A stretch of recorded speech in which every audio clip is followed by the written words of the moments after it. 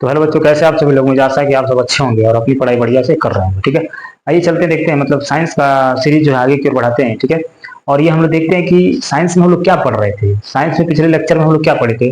पिछले लेक्चर में हम लोग पढ़े थे प्रतिबिंब के प्रकार। ठीक है ना, प्रतिबिंब को प्रकार का होता है, दो प्रकार का होता है। देखिए, आज हम लोग पढ़ेंगे प्रतिबिंब के प्रकार को भी जानेंगे, और ये जानेंगे कि प्रतिबिंब के प्रकार जो है कैसे होते हैं ये दोनों, इसके बारे में हम लोग जानने का प्रयास करेंगे। ठीक है, तो ध्यान रखिएगा, प्रतिबिंब कितने प्रकार का होता है, तो ध्यान रखना, यह दो प्रकार का होता है। दो प्रकार का होता है। ठीक है, दो प्रकार का होता है। प्रतिबिंब कितने प्रकार का होता है? दो प्रकार का। पहला होता है आपका वास्तविक प्रतिबिंब। पहला क्या होता है? वास्तविक प्रतिबिंब। ठीक है, और दूसरा होता है आपका आभासी प्रतिबिंब। दूसरा क्या होता है बच्चों? आभासी प्रतिबिंब। आभासी प्रतिबिंब। ठीक है, ध्यान से सुनिए, वास्तविक प्रतिबिंब और आभासी प्रतिबिंब। ठीक है, अब इसमें क्या देखना है कि वास्तविक प्रतिबिंब क्या होता है। ठीक है, वास्तविक प्रतिबिंब वह प्रतिबिंब होता है जो किसी वस्तु का वास्तव में प्रतिबिंब बनता है, यानी कि इसको जो है, जो वास्तव में बने। ठीक है ना, वास्तव में प्रतिबिंब बने, वास्तव में प्रतिबिंब बने। ठीक है, अर्थात यह जो है, इसे हम पर्दे पर ले सकते हैं। क्या कर सकते हैं? इसे पर्दे पर ले सकते हैं, मतलब इसको पर्दे पर आराम से फोटो खींचा जा सकता है। ठीक है, और यह कैसे बनता है? यह जो है बिल्कुल ऐसे बनता है आपका। ठीक है, मतलब ये इसमें जो है, जैसे देखिए, ये ऐसे डैश डैश नहीं होता है, मतलब वास्तविक प्रतिबिंब जो है ऐसे नहीं होता है। ठीक है ना, ये गलत है। वास्तविक ये आभासी का संकेत है। किसका संकेत है? आभासी का संकेत है। ठीक है, आभासी प्रतिबिंब देखिए क्या होता है, यह आभास होता हुआ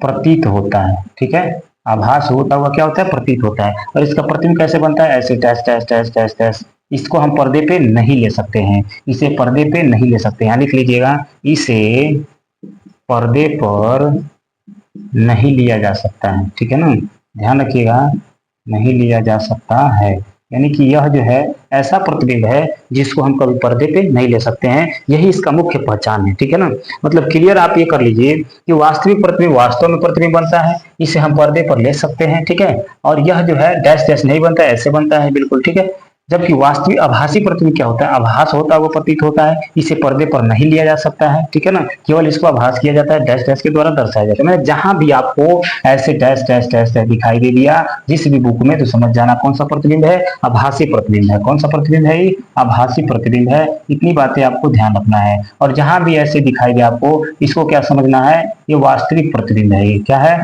वास्तविक प्रतिबिंब है। ठीक है ना, इतना आपको क्लियर हो गया। अब चलिए हम लोग बढ़ते हैं आगे, देखते हैं। आगे हम लोग देखेंगे कि अगला हेडिंग आपका होगा अब दर्पण से प्रतिबिंब का निर्माण। ठीक है, मतलब सबसे पहले हम देखेंगे अवतल दर्पण के द्वारा कितने प्रकार का प्रतिबिंब बनता है, और ये हम जानेंगे कि कैसे कैसे बनता है। बिल्कुल ध्यान रखिएगा। ठीक है ना, एग्जामिनर क्वेश्चन बनाता है यहाँ से। ठीक है, मतलब कि आपको इतना ध्यान रखना है कि अवतल दर्पण के द्वारा प्रतिबिंब का बनना। ठीक है, चलिए हेडिंग होगा हमारा अवतल, मतलब हेडिंग आपका होगा अवतल दर्पण के द्वारा प्रतिबिंब का बनना। अवतल दर्पण द्वारा प्रतिबिंब का बनना, ये आपका हेडिंग होगा। ठीक है, इसमें आप जानेंगे कि अवतल दर्पण के द्वारा कितने प्रकार के प्रतिबिंब का निर्माण होता है। ठीक है, बहुत इत्मीनान से, धैर्यता के साथ आप सीखते जाइए। सारी चीजें आपको सिखाने का प्रयास किया जा रहा है। कहीं पे भी दिक्कत हो तो कमेंट बॉक्स में करिए, लिखिए कि हाँ यहाँ पे समस्या है सर, इसको बताने का प्रयास कीजिए। ठीक है, तो अवतल दर्पण के द्वारा प्रतिबिंब का बनना जो है कैसे बनता है, देखिए इसके द्वारा, ध्यान से सुनिए, इसके द्वारा कुल 6 प्रकार का प्रतिबिंब बनता है। कौ प्रकार का बनता है? 6 प्रकार का प्रतिबिंब क्या होता है? बनता है। ध्यान रखिएगा, अवतल दर्पण के द्वारा कुल जो है 6 प्रकार का प्रतिबिंब बनता है, इससे ज्यादा नहीं बनता है। ठीक है ना, अब देखिए हम आपको सिखा चुके हैं कि अवतल दर्पण कैसे बनता है। ऐसे बनता है सर। ठीक है, ये है जो आपका कौन सा दर्पण है बच्चों? ये आपका अवतल दर्पण है। ठीक है, ध्यान रखिएगा, ये है आपका अवतल दर्पण। ठीक है, इसको क्या कहते हैं? मुख्य अक्ष कहते हैं। इसको क्या कहा जाता है? मुख्य अक्ष। इतनी बातें आपको पता होना चाहिए, यह मुख्य अक्ष है। ठीक है ना, कौन सी अक्ष है? ये मुख्य अक्ष की रेखा। यहाँ पे क्या होता है? यहाँ पे होता है पी, आपका क्या होता है पी। पी को क्या कहते हैं, पोल कहते हैं, ध्रुव कहते हैं, ठीक है ना। फिर देखिए जस्ट इसको गोला अगर बनाएंगे तो गोला के बीचों बीच में क्या होता है, सी होता है। यहाँ पे क्या होता है, सी। सी को हम लोग क्या कहते हैं, सेंटर कहते हैं। क्या कहते हैं, सेंटर या वक्रता केंद्र इसी का नाम है, ठीक है। अब देखिए सी और पी के बीचों बीच में एक जो है बिंदु होता है जिसका नाम क्या होता है, एफ होता है। जिसका नाम क्या होता है, एफ होता है, जिसको फोकस कहते हैं। क्या कहते हैं, फोकस बिंदु। मतलब मुख्य अक्ष पे सब स्थित है, फोकस और ध्रुव और केंद्र, वक्रता केंद्र, ठीक है ना। अब चलिए, अब सबसे पहले तो आपको ध्यान देना होगा कि इसके द्वारा कितने प्रकार का प्रतिबिंब बनता है, 6 प्रकार का प्रतिबिंब बनता है। अगर आप प्रतिबिंब को बहुत स्पष्ट रूप में बनाना चाहते हैं तो आपके पास डिस्टेंस जो बीच का है ये मेजर होना चाहिए, मतलब ये माप कर बनाएंगे तो प्रतिबिंब यानी कि इमेज आपका एकदम एक्यूरेट बनेगा, ठीक है ना। लेकिन बच्चे गलती क्या करते हैं, किसी तरह से खींच देते हैं और कहीं से खींच के उसको मतलब रटना शुरू कर देते हैं बच्चे कि वस्तु को यहाँ रखेंगे तो प्रतिबिंब यहाँ बनेगा, ऐसे ऐसे मतलब बच्चे रटना शुरू कर देते हैं, ठीक है ना।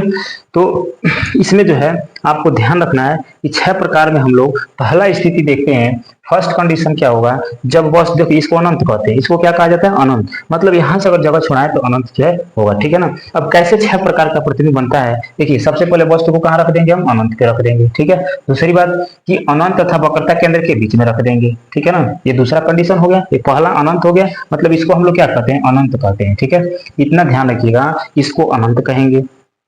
उसके बाद से यह अनंत तथा वक्रता केंद्र के बीच में हो गया, राइट। उसके बाद से क्या होता है, अब उठाएंगे तो कहाँ रखेंगे, वक्रता केंद्र पे रख देंगे। लीजिए कितना स्थिति हो गया, 3 स्थिति हो गया, ठीक है। उसके बाद से उठाएंगे तो कहाँ रखेंगे, सी और एफ के बीच रख देंगे। ये सब आपका हेडिंग बन रहा है, समझिए। देखिए किताब ऐसे ही छापता है, मतलब एग्जामिनर जो है या किताब छापने वाले क्या कर, देखिए मतलब पहला अनंत पे रख दीजिए, फिर उठाइए पास लेकर जाना है तो क्या रख दे, अनंत और सी के बीच रख दीजिए। फिर क्या रखना है कि अनंत और सी के बीच एक बार उठाइए तब सी पे रख दीजिए, फिर उठाइए तो इसके बीच रख दीजिए। फिर यहाँ पे 4 स्थिति हो गया, अब फिर कहाँ रख दें, एफ पे रख देंगे, ठीक है। 5 स्थिति और एक यहाँ पे रख दीजिए, कौन स्थिति हो गया, 6 कंडीशन आपका फुलफिल हो गया, ठीक है। इसीलिए बोला गया कि अवतल दर्पण के द्वारा कितने प्रकार का प्रतिबिंब बनता है, 6 प्रकार का बनता है। अब कैसे बनता है ये आप देख ही रहे हैं, ठीक है ना। तो एक एक कंडीशन को हम लेंगे, मतलब एक एक को उठाएंगे और एक एक को ये समझने का प्रयास करेंगे कि कैसे ये बना हुआ है प्रतिबिंब, ठीक है। देखिए बच्चों बिल्कुल आपको रटना नहीं है, मैं बिल्कुल रटवाया नहीं जाएगा यहाँ पे, समझ लो, समझिए ध्यान से, समझना बहुत बड़ी पॉइंट है।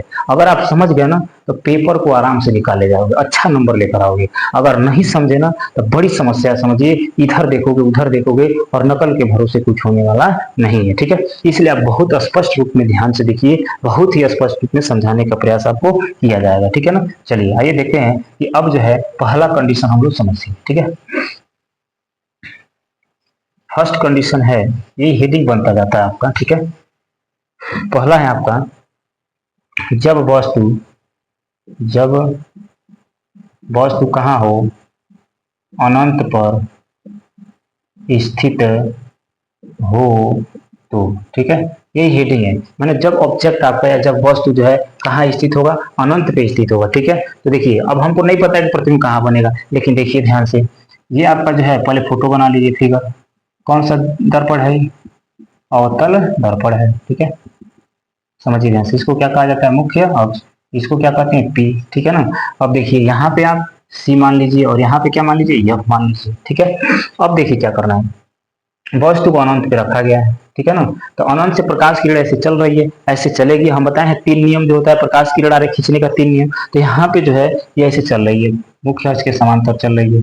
यहाँ नीचे से भी मान लीजिए जा रही है, ठीक है ना, मतलब ऊपर से जा रही है फिर नीचे से भी जा रही है, ऐसे करके ऐसे प्रकाश किरण क्या हो रही है, चल रही है, ठीक है। तो अब देखिए मुख्य अक्ष के समांतर जाने वाली प्रकाश किरण आपको पता है कहां से ऊपर चला जाता है, बोलो बोलो कहां से, नियम बताए थे, याद करो, पिछला लेक्चर जाकर देखो शुरू से, ठीक है। मतलब मुख्य अक्ष के समांतर जाने वाली प्रकाश किरण, यही ना मुख्य अक्ष है जी, अरे बबुआ यही ना मुख्य अक्ष है, यही है ना, नहीं समझ में आवत है अभी, यही मुख्य अक्ष है, ठीक है। अब इसी मुख्य अक्ष के समांतर देखो जा रही है, और मुख्य अक्ष के समांतर जाने के पश्चात परावर्तन के पश्चात कहां से होकर चली जाती है, फोकस से होकर के चली जाती है, ठीक है ना। सभी प्रकाश की किरण कहां से होकर चली जाएगी, फोकस से, तो यहीं पे काट रही है फोकस से। तब प्रतिबिंब कहां बनेगा, प्रतिबिंब कहां बनेगा, फोकस पर वस्तु के आकार का छोटा उल्टा बनेगा, वास्तविक बनेगा, ऐसे यही सब लिखना होता है। तो कैसे लिखेंगे, देखो किस स्थिति में, मतलब जब वस्तु अनंत पे है तब इस स्थिति में, ठीक है। इस स्थिति में वस्तु का प्रतिबिंब फोकस पर कहाँ बना हुआ, फोकस पर, देखो हम देख रहे हैं, यहाँ से लिख रहे हैं, यही बनाना आना चाहिए, बनाना आ गया तो परिभाषा लिख लोगे, ये लिखना कोई बड़ी बात नहीं है, ठीक है। फोकस पर फोकस पर वास्तविक वास्तविक कामा उल्टा तथा वस्तु से बहुत बहुत छोटा बिंदु के आकार का बनता है, बिंदु के आकार का बनता है। ठीक है ना, देखिए परिभाषा लिखा गया कितना बढ़िया, यानी कि इस स्थिति में वस्तु का प्रतिबिंब फोकस पर वास्तविक उल्टा तथा वस्तु के आकार बहुत छोटा बनता है। मतलब यही हो गया, पहला कंडीशन हो गया। ठीक है, अब देखिए ध्यान से अगला कंडीशन हम क्या करें, जब वस्तु को क्या करें उठाएंगे, ये बता उठाएंगे तो पास लेकर जाएंगे ना, इस दर्पण के पास लेकर जाएंगे, इसको उठाकर हमने यहाँ कर दिया। ठीक है, तो जब इसको उठाकर यहाँ करेंगे तो इस स्थिति में वस्तु का प्रतिबिंब देखिए कहाँ बनेगा। ठीक है, ध्यान से देखिए, अब जो है इसको हम थोड़ा मिटा रहे हैं और ध्यान से अब देखिए कि अगला कंडीशन क्या होगा, दूसरा कंडीशन नंबर कौन सा, सेकेंड। ठीक है, एग्जामिनर क्वेश्चन देखो कैसे बनाता है, एग्जामिनर क्वेश्चन बनाएगा कि अवतल दर्पण में जब वस्तु जो है कहाँ पे हो, अनंत पे हो, तो उस स्थिति में वस्तु का प्रतिबिंब कहाँ बनेगा। चार ऑप्शन दे देगा, option number A, option number B, option number C और ऑप्शन नंबर डी, चार को ऑप्शन दे देगा और कह देगा वक्रता केंद्र, वक्रता केंद्र पर, उसके बाद से फोकस पर, फोकस पर बनता है या ध्रुव पर बनता है या आपका जो है इनमें से कोई नहीं, इनमें से कोई नहीं, मतलब ये चारों में से कौन सही है, तो कौन सा सही है, फोकस पर बनता है। ठीक है, तो आप ऐसे क्वेश्चन मतलब पढ़े रहेंगे तो क्वेश्चन आप कर लेंगे, कोई दिक्कत नहीं है। मतलब अच्छा से समझना पड़ेगा, अच्छा से आपको देखना पड़ेगा कि हम वस्तु को कहाँ रख रहे हैं, कैसे रख रहे हैं, किस स्थिति में रख रहे हैं कि प्रतिबिंब ऐसे बन रहा है। ठीक है ना, तो आपको क्या करना है, बहुत ध्यान पूर्वक इन सारी चीजों को पढ़ते जाना है। 6 स्थिति को आप बड़ी ध्यान से पढ़िए, खूब ध्यान से समझिए, ताकि जो है 6 स्थिति आपका क्या हो जाए, क्लियर हो जाए। ठीक है ना, चलिए अगला स्थिति देखते हैं हम लोग। अगला कंडीशन क्या है, दूसरा सेकेंड कंडीशन कह रहा है कि जब वस्तु अनंत तथा जब वस्तु अनंत तथा वक्रता केंद्र के बीच स्थित हो, तो जब वस्तु अनंत तथा वक्रता केंद्र के बीच स्थित हो तो अब इस स्थिति में देखिए कहां प्रतिबिंब बनेगा। ठीक है, चलिए बनाते हैं। कौन सा दर्पण है ये आपका अवतल दर्पण, इसको मुख्य अक्ष, इसको पी, बार बार बनाओ, बनाने से याद होता है। ठीक है, और इसको क्या बोलेंगे, सी, इसको क्या बोलेंगे, यफ, यहाँ नहीं यहाँ बनाइए, ये हो गया यफ। देखो अगर तुम स्केल से डिस्टेंस नाप पर बनाते हो तो प्रतिबिंब एकदम एग्जैक्ट बनेगा, समझ में आ रही है बात, मतलब अगर ये डिस्टेंस आप एकदम बराबर लेते हो इंच में तो एकदम प्रतिबिंब आपका एक्यूरेट बनेगा। और ये मुख्य अक्ष जो आप खींच रहे हो ना, हम ऐसे ही खींच दे रहे हैं, आप स्केल से खींचना बढ़िया से, स्केल से जब खींचोगे तो तुम्हारा लाइन जो होगा वो सीधा होगा और प्रतिबिंब एकदम बढ़िया से बनकर स्पष्ट रूप में अपने आप ही बता देगा कि हाँ कहाँ बना है, यादो नहीं करना है। देख रहे हो कितना आसान है, एक को पॉइंट आपको याद नहीं करना है, अपने आप निकल कर आ जाएगा इसका प्रतिबिंब कहाँ बनेगा। बस तुम खाली इस जो है किरण आरेख को खींच दो। ठीक है, तो वस्तु को हम कहाँ रखे हैं, देखो कहाँ रखे हैं, अनंत तथा वक्रता केंद्र के बीच। ठीक है, यही हेडिंग है ना, तो अब देखिए बनाइए प्रतिबिंब। अब हमेशा ध्यान रखना, एक प्रतिबिंब बनाने के लिए 2 ही किरण आरेख को बनाते हैं। अब यही जो डनारे खींच रहे हो ये रेखा, ये किससे होना चाहिए बच्चा, ये जो है स्केल से खींचा होना चाहिए। स्केल से खींचोगे, देखो हम हाथे खींच रहे हैं, थोड़ा इधर उधर होगा, तुम स्केल से खींचोगे एकदम सीधा होगा, कोई दिक्कत नहीं होगा। ठीक है, तो देखो ये मुख्य अक्ष के समांतर जन्य प्रकाश किरण परावर्तन के पश्चात कहां से होकर चली जाती है, फोकस से होकर के चली जाती है, नियम पता है आपको। ठीक है, फिर दूसरा नियम क्या पता है कि वक्रता केंद्र की ओर जाने वाली प्रकाश किरण, वक्रता केंद्र की ओर जाने वाली प्रकाश किरण अब परावर्तन के पश्चात अपने ही मार्ग में क्या हो जाती है, वापस चली जाती है। ठीक है, ये 2 नियम हम इसमें लगाए, 2 नियम लगाए तो देखो कहाँ कट रहा है, जहां कट रहा है वहीं पे क्या बन जाएगा, प्रतिबिंब बन जाएगा। देख रहे हो ना कितना बढ़िया बन गया, यानी कि ये है आपका ओ डैश और ये है आपका आई डैश। ठीक है ना, ये ओ माने ऑब्जेक्ट होता है, आई माने प्रतिबिंब होता है, इमेज होता है। ठीक है ना, तो ये दूसरा कंडीशन आपका हो गया। अब देख लो कहां बनना है, इस स्थिति में वस्तु का प्रतिबिंब, इस स्थिति में वस्तु का प्रतिबिंब सी और एफ के बीच कैसा उल्टा वास्तविक तथा वस्तु से छोटा प्राप्त होता है। बस यही बोल देना है, जो मतलब दिख रहा है ना उसी को क्या कर देना है, बोल देना है। जो दिखे उसको बोलने में क्या जाता है, आराम से इजिली आप बोल सकते हो, रटो नहीं बच्चों। ठीक है, तो यहाँ पे हम क्या लिखेंगे,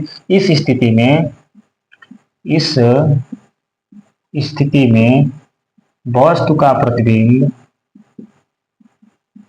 प्रतिबिंब कैसा बना?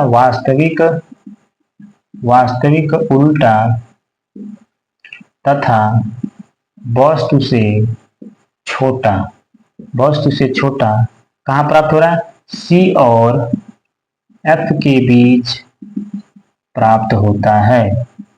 सी और एफ के बीच क्या होता है? प्राप्त होता है। ठीक है, मतलब कहने का क्या है कि देखो सी है, ये सी का मतलब वक्रता केंद्र, एफ का मतलब फोकस दूरी, इन दोनों के बीच जो है प्रतिबिंब है, इसलिए हम ऐसा लिख दिए हैं। ठीक है, मतलब जो हमको इसमें दिख रहा है ना, वो हम क्या कर दिए यहाँ पे लिख दिए। यही करना है बच्चों, बस इतना ही करना है, कोई इसमें टफ वर्क नहीं है। ठीक है ना, चलिए एक कंडीशन और हम देखते हैं, थर्ड वाला कंडीशन नंबर थर्ड देखिए।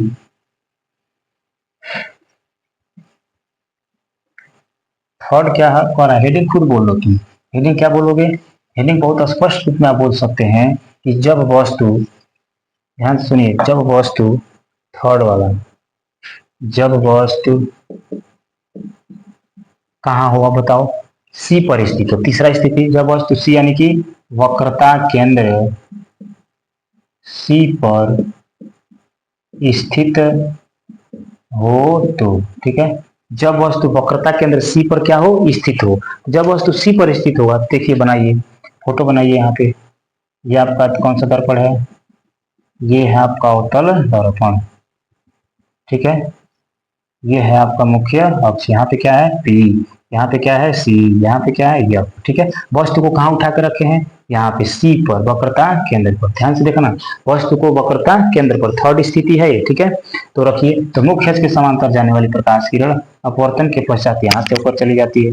ठीक है ना, यानी कि मुख्य अक्ष के समांतर होकर यहाँ चले गए, उसके बाद से फोकस की ओर जाने वाली प्रकाश किरणें परावर्तन के पश्चात यहाँ से होकर के चली जाती है, मुख्य अक्ष के समांतर होकर चली जाती है।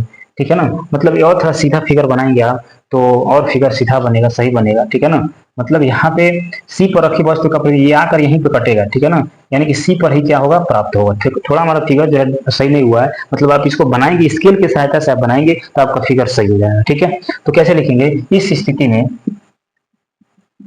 इस स्थिति में वस्तु का प्रतिबिंब